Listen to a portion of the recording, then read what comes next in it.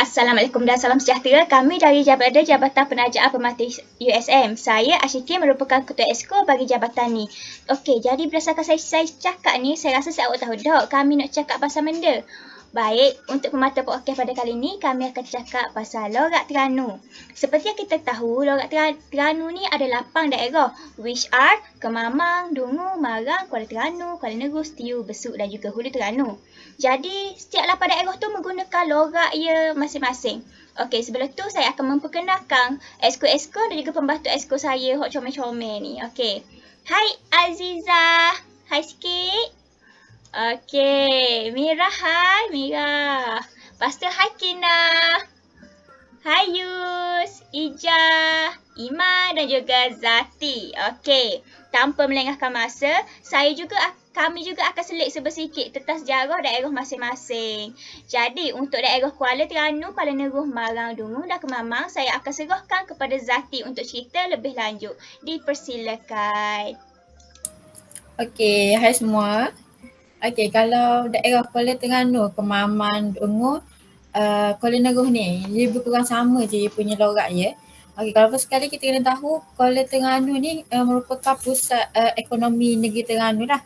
Lepas tu kalau Kuala Terengganu ni semua ada lah macam drawbridge tu ada, patah tu ada, Masjid Kristen semua duduk situ. Yang drawbridge hot set ni duk viral tu, kapal mu ada dah. Kapal aku ada gitu lah.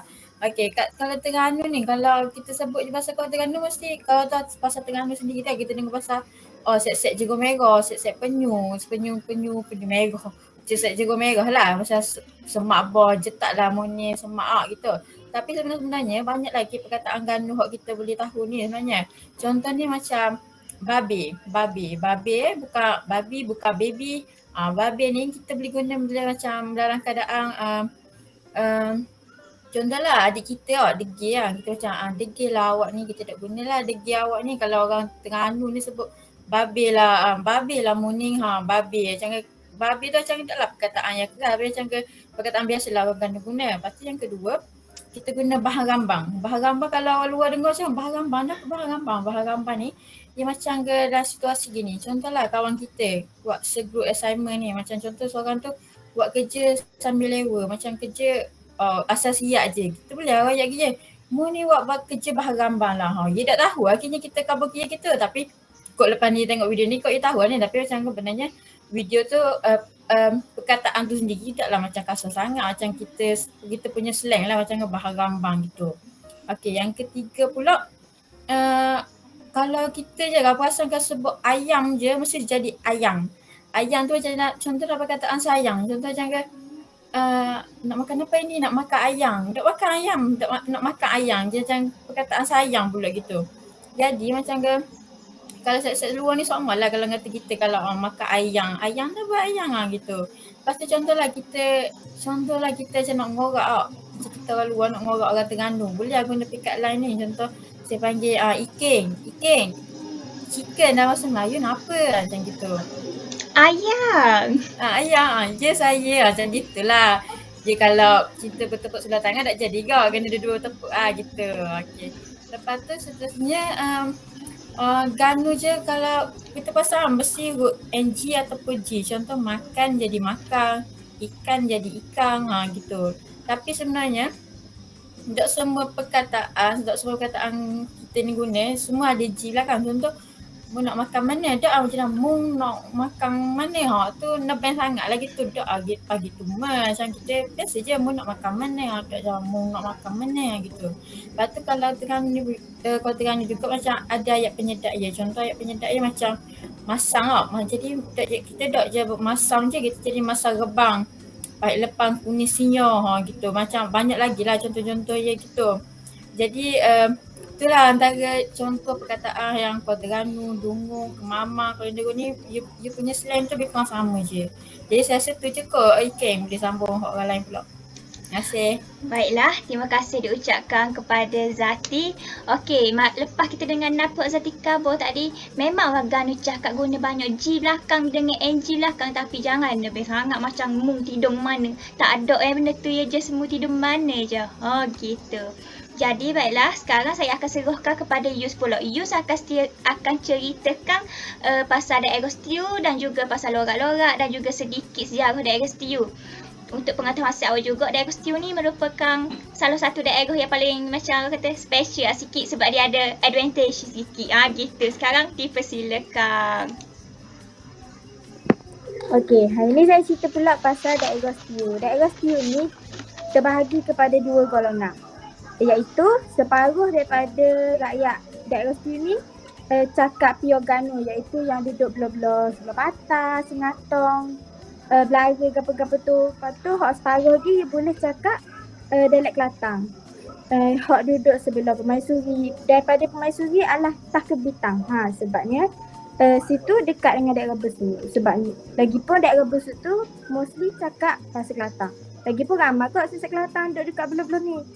Okay, so advantage dia, walaupun contoh macam Yus ni duduk kat Sengatong ni cakap Terengganu.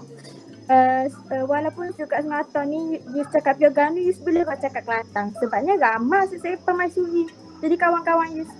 So advantage hak daerah Setiu ni boleh cakap Kelantan. Faham tu faham, boleh cakap sekali. Gitu.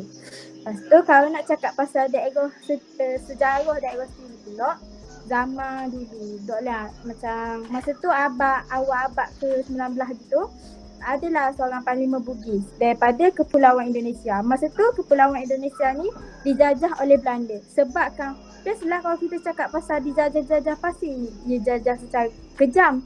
Kalau jajah secara baik, orang panggil jajah, orang panggil benda pemeliharaan ke apa. Tapi sebab dia dijajah, adalah panglima tu geng-geng panglima. Ketua panglima tu nama dia Tok Setiu. Dia marilah kat benda panggil tu Tanah Melayu, iaitu dekat Ganu masa tu. Dia nak buka perkampungan. Lepas tu dia minta lah perkenan daripada Sultan Terengganu. Masa tu Sultan Terengganu pun bagilah sebab lagi pun sebab daerah situ tak ada lagi orang buka perkampungan apa-apa. Lepas tu dia pun bukalah perkampungan apa-apa dia. Bila lepas dia buka tu, tapi masa tu dia panggil lah kawasan tu daerah Setiu. Dia panggil kawasan tu Setiu atas nama dia lah. Tapi masa tu daerah Setiu tu kecil lagi. Kiranya macam sekampung je dekat situ. Setiu tu termasuklah dilampikan bersama dalam daerah Besut. Sebabnya Besut kan dia tepi-tepi dengan Setiu. So dia duduklah, kira macam masa tu tak ada lagi daerah Setiu. Setiu ni duduk dalam Besut. Lepas tu lepas 3 tahun lepas tu barulah kerajaan Ganu ni mula dia nak tarik Setiu tu jadi satu daerah, Besut tu jadi satu daerah. Sebab ni dia gabung mungkin hak dalam Setiu ni mungkin belum nunggu satu, mungkin penarik apa-apa tu kira duduk dalam satu daerah, iaitu daerah Setiu. Itu je daripada saya, semoga faham. Baiklah, terima kasih diucapkan kepada Yus. Okey, tadi awak macam Yus cover tadi, orang dekat daerah Setiu ni dia ada advantage di mana dia boleh cakap Kelantan dan dalam pada masa yang sama dia boleh juga cakap Ganu. Macam Iking dengan kita cakap Ganu ni, tapi saya pun boleh juga cakap Kelantan. Gitulah awak nak kata. Okey. Sekarang saya akan beralih pula kepada daerah Besut. Saya akan serahkan kepada Ija dan juga Iman. Dipersilakan. Baik, terima kasih kepada King kita. Saya Jaja daripada daerah Besut. Jadi hari ini saya akan cerita sedikit pasal daerah Besut. Daerah Besut ni satu daerah Terengganu sangat unik. Sangat-sangat unik sebab daerah Besut je daerah lain daripada daerah-daerah Terengganu yang lain. Dia guna bahasa Melayu Kelantan. Sebab kat Besut ni memang kita tak jumpa. Walaupun daerah dalam Terengganu, kita tak akan jumpa orang kecek Terengganu ada NG belakang tu. Semua 100% kecek bahasa Kelantan. Sebab mungkin daerah Besut ni betul-betul sepadan dengan Kelantan, iaitu jajahan Pasir Putih. Lepas tu jarak Besut ke ibu negeri Terengganu ni, Kuala Terengganu, sangat-sangat jauh. Kalau orang Besut pergi Kuala Terengganu ni kita boleh jamuk semaya. Sebab tu lah gapa-gapa kita akan ke Kelantan. Bandar-bandar utama kita akan ke Kota Baru Kelantan sebab dia jarak yang dekat. Lepas tu kalau kita tengok kan, daerah Setiu pun dia bersebelahan dengan daerah Besut, dia kecek Besut. Bukannya Besut kecek Setiu. Mungkin sebab kita daerah Besut ni unik kecek Kelantan. Lepas tu sedikit sejarah ramai orang duk ingat yang besut ni penuh jadi sebahagian daripada Kelantan. Sebab tu lah kecik Kelantan. Benarnya tak pun. Sebenarnya besut ni memang hak milik Terengganu, tapi dia kalah dengan sabung air dengan orang Bugis, pernah hilang besut pada pertandingan yang pertama. Lepas tu Raja Terengganu dia minta tolong Long Yunus, iaitu Raja Kelantan pada masa tu, minta tolong wakil Raja Terengganu sebab Raja Kelantan ni setuju sebab Raja Terengganu pernah tolong Raja Kelantan untuk dapat semula tahta dia untuk jadi pemerintah dekat negeri Kelantan. Lepas tu Long Yunus ni raja yang paling hebat dalam sabung air. Lepas tu besut tu jadi hak milik Kelantan semula. Lepas tu nama besut ni disempena dengan nama Tok Batin hok mendiami atau hok tinggal dekat kawasan besut ni pada suatu ketika dahulu. Kiranya memang daerah besut ni logat pun lain, cara percakapan pun lain. Mungkinlah masuknya pun lain, cara masuk pun lain. Cara masuk daerah besut ni ke arah nak tiru orang Kelantan, bukannya nak tiru orang Terengganu. Banyaklah perbezaan dia. Untuk perkataan saya boleh bagi ke Iman untuk contoh-contoh perkataan orang besut guna dekat daerah besut ni. Okey, terima kasih Ija dengan Iking. Saya Iman daripada Besut. Saya akan cakap, saya koyak ataupun bagi tahu sikit-sikit mengenai logat di Besut. Perkataan dekat Besut ni bukan mostly tapi 100% penduduk dekat Besut ni akan cakap perkataan Kelantan. Contoh dia, masa perkataan ikan, ayam, kita orang tak akan tambah ng kat belakang tapi kita orang akan letak e dekat belakang, which is makan, ikan, air. So bila kita orang pergi dekat luar pun orang akan tanya, orang mana ni? Orang Terengganu, bak apa kecik Kelantan? Sebab kita duduk dekat daerah Besut. Daerah Besut memang 100% kecik Kelantan. Contoh perkataan paling boleh nampak perkataan bagi tahu. Kalau orang daerah lain dekat Terengganu dia akan sebut khabar. Tapi kita orang Besut akan royak, akan bagi tahu royak. Kita orang memang akan ikut Kelantan 100%. So tu je daripada saya. Terima kasih. Terima kasih diucapkan kepada Ija dengan Imang. Macam awak dengar saya cakap tadi pun memang tak ada dengar langsung, tak ada sikit pun logat Ganu. Memang saya dia cakap fully 100% Kelantan. Jadi itulah nampak situ nampak dah beza logat antara Ganu Pio dengan Besut dalam Ganu, tapi kau cakap Kelantan gitu lah. Seterusnya saya ngelah kalian ni, saya nak serahkan kepada Mirah. Jadi dia akan cakap pasal logat paling unik dekat negeri Terengganu, iaitu logat dekat Hulu Terengganu. Dan dia juga akan seteruk sikit-sikit pasal sejarah logat dekat Hulu Terengganu. Dipersilakan. Terima kasih Ike. Lepas tu mula-mula ni Kuala Berang ni masa abad 21 orang panggil sebagai Pulau Am. Masa tu daerah ni dikenali sebagai tempat pelabuhan. Masa tu ramailah orang mari berlabuh kat Hulu Terengganu ni. Lepas tu adalah sebuah cerita pasal penyebaran agama Islam ni disebabkan ada seorang syekh, dia jumpa masa dia nak ambil semayang tu, dia basuh kaki kat payang air kan. Rumah orang zaman dulu kan dia ada payang air kan, setiap rumah, setiap surau. Jadi dia basuh kaki masa dia basuh kaki sebelum dia nak masuk surau tu, dia nampaklah sepihan batu bersurat tu. Jadi orang ramai sebab pelik kan, first time tengok sepihan batu bersurat atau ada tulisan Jawi. Lepas tu marilah ramai pendidikan daripada luar negara mari sini nak buat selidik lah pasal agama Islam. Lepas tu tersebarlah agama Islam. Tapi sekarang ni batu bersurat tu dia tak ada lah kat sini, tapi ada dekat Museum Negeri Terengganu. Lepas tu sekarang ni kampung tu namanya Kampung Dusun. Sekarang ni Kampung Dusun tu dijadikan sebagai tempat pameran. Lepas tu kalau nak tahu lebih lanjut boleh mari kat Kampung Dusun. Lepas tu yang istimewanya logat Hulu Terengganu ni dia pelik sikit. Dia lain daripada daerah lain lah. Sebab logat ni macam pure gila. Lepas tu ada satu perkataan orang biasa dengar macam jagung. Kalau orang Terengganu biasa panggil jagung je. Tapi kalau orang Kuala Berang ni panggil jagung. Macam sebut ikan. Cekau.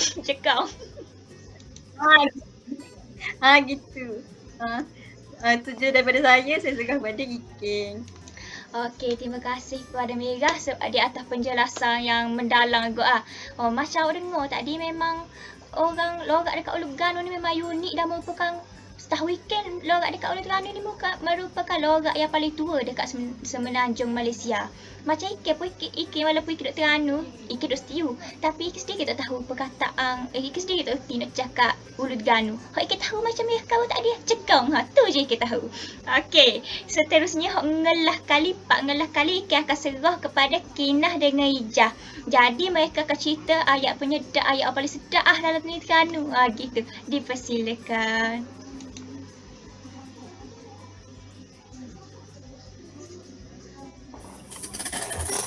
Okay, so macam mana?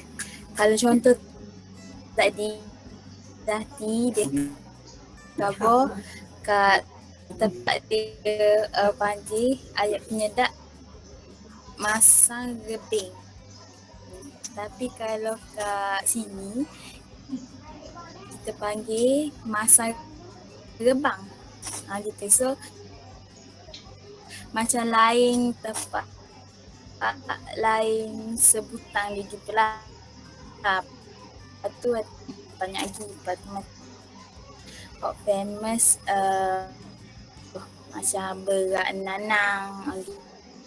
Lepas tu perkataan lain bisin bangor. Macam bangor tu penyedak untuk perkataan gitu. So penggunaan dia macam bisi bangor lagi yang sebelum ni karaoke malam-malam. Itulah. Lepas tu perkataan lain is putih.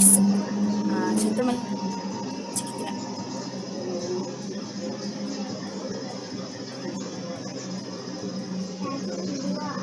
Okay, untuk part saya, kita kan belajar dekat USM. So USM tu dekat Penang, kita duduk kat Terengganu. Jadi of course lah lorat antara dua negeri tu lain, gila-gila lah lain. Jadi kadang-kadang bila kita duduk dekat satu tempat ni, kita ada kawan yang berlainan negeri. Jadi of course lah kalau kita nak cakap tu, kita akan cakap guna bahasa yang lebih senang untuk dipahami. Tapi sebagailah rakyat Terengganu yang pure ni kan, kadang-kadang tu mestilah terkeluar juga perkataan yang selalu kita guna. Contohnya macam lebeng, koya, sokmo, gitu. Tu sokmo lah keluar kan maknanya. Lepas tu nak jadikanlah cerita, kalau kita tengok cakap-cakap, lepas tu terkeluarlah perkataan tu. Jadi mestilah kau tanya kan, okay lebeng ni ke? Macam gitulah. Lepas tu kita pun tak tahu nak padahkan dia sebab kita nak menggunakan perkataan tu dengan kawan-kawan kita yang satu negeri yang tahu benda tu, maksud perkataan tu daripada kecil lagi. Jadi kita ni pun macam okay plan nak terangkan dia. So kita akan gunakan situasi-situasi untuk kita terangkan dekat kawan kita tu.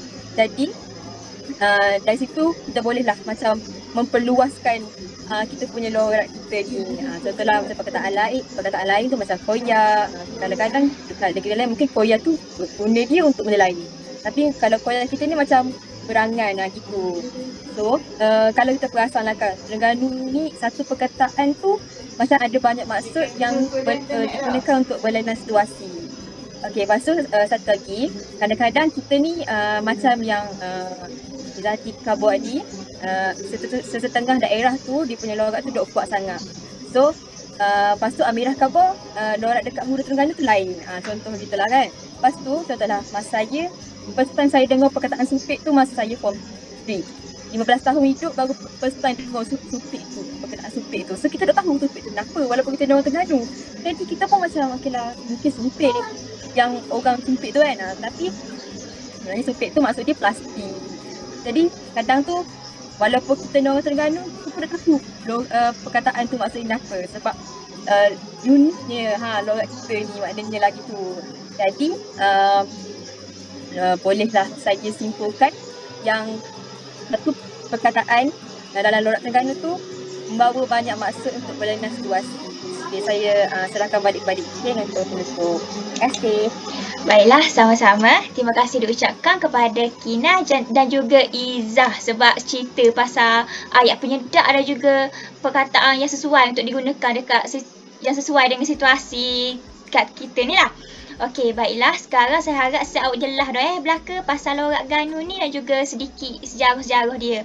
Jadi, sekian sahaja daripada kami. Selain itu, jangan lupa like dan subscribe channel YouTube Permata USM dan nantikan konten lebih menarik daripada kami. Sekian, Assalamualaikum. Bye.